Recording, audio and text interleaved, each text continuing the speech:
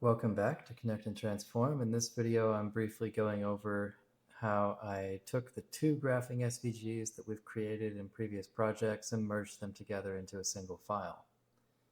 So let's begin by comparing the old and the new.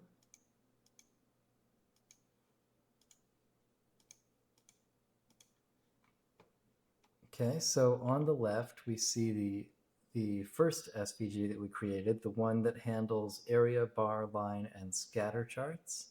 The one on the right is the merged file, the finished file that handles all of those types plus pie and ring charts. So we can see here in the green on the right-hand side that we've merged in some CSS. And in order for the transition properties to not step on each other, I had to target the graph element, and I had to also add to it a class name, which I've chosen to make equal to graphData.type. We pulled in some gradients, pulled in some variables that only relate to pie and ring charts.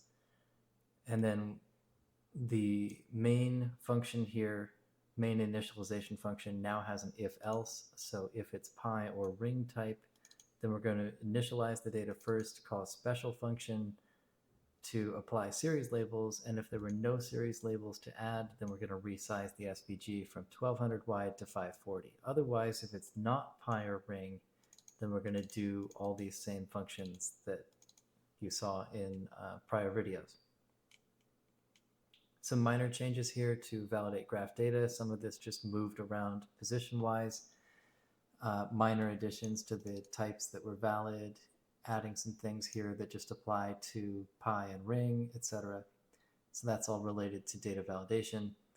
And then here, if we look at the left, I realized that I was assigning the ID of this element directly. And so I figured just for the sake of consistency, I'll call the setAttribute method when setting the ID. So I made that change. And then we added, like I mentioned, when we looked at the CSS, I added a class name to the main graph element, which is equal to graphData.type. And then this is a set of three functions. So the first is initializing series labels specifically for pie and ring.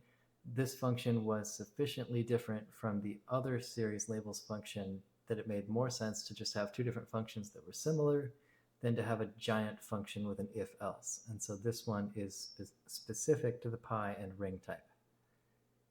And I mentioned here that there's possibly room to support more similar data between the types. So right now, pie and ring are just processing the first series.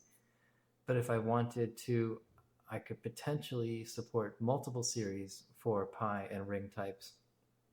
And maybe that would render as having some sort of tabbed interface. So essentially, if you had multiple series, but you're doing a pie chart, that would basically be like embedding multiple pie charts into the same rendering with different tabs to select your pie chart. So I just had a note there that maybe that's a final spot for improvement. I'm not sure yet if I want to do that. And then the second function here is to highlight a given index specific to pie and ring charts, and then we have unhighlight index. So those two functions, highlight and unhighlight index, for pie and ring charts, that's handling mouse over and mouse out functionality. And then here we have additional branches in our delegation function. So if the type is pie, we're going to call initData pie. If the type is ring, we're going to call initData ring. Another section here with no changes, no changes.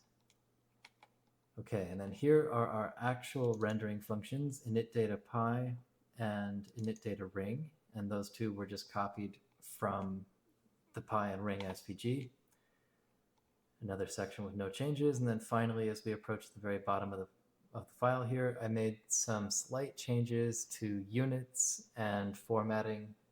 So this was originally either 3 or 4 separate functions across the two files, and now it's back down to just 2 functions.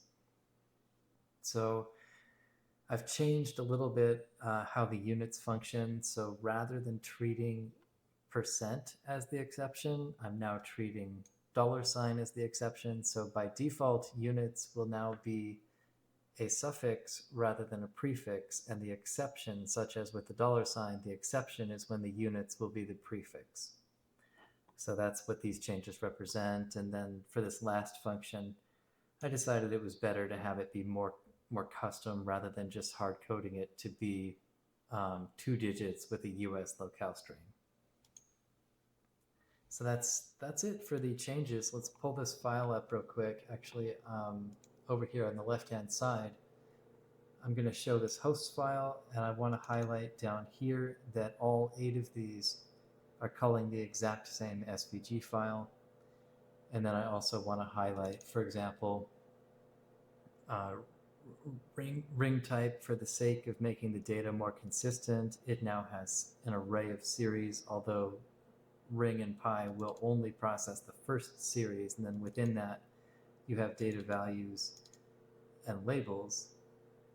So there are some slight differences because non-ring and non-pi charts have their labels on the x-axis, whereas here we have it directly in series.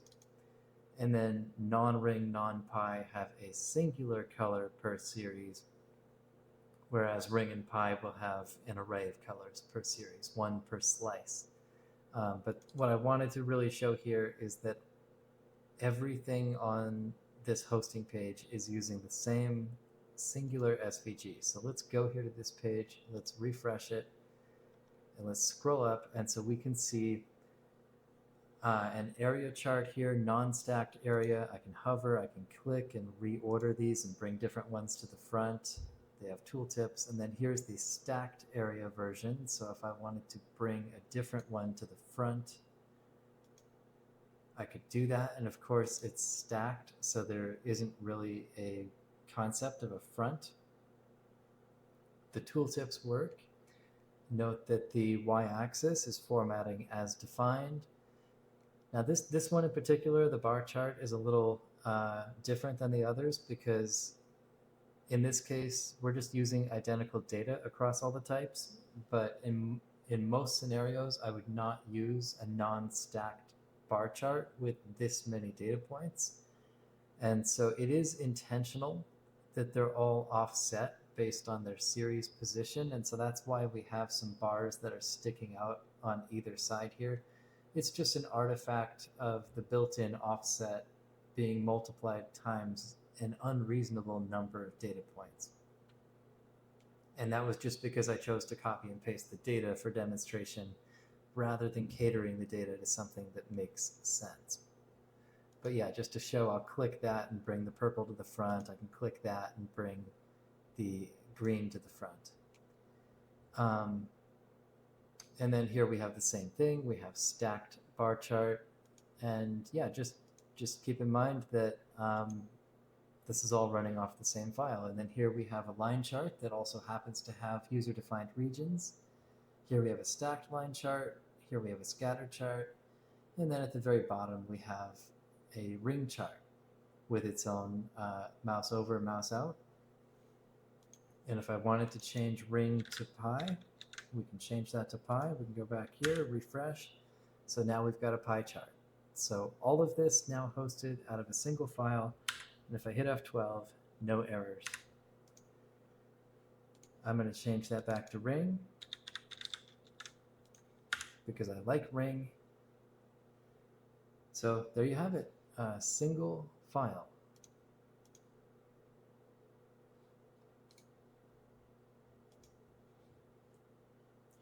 Thanks for watching.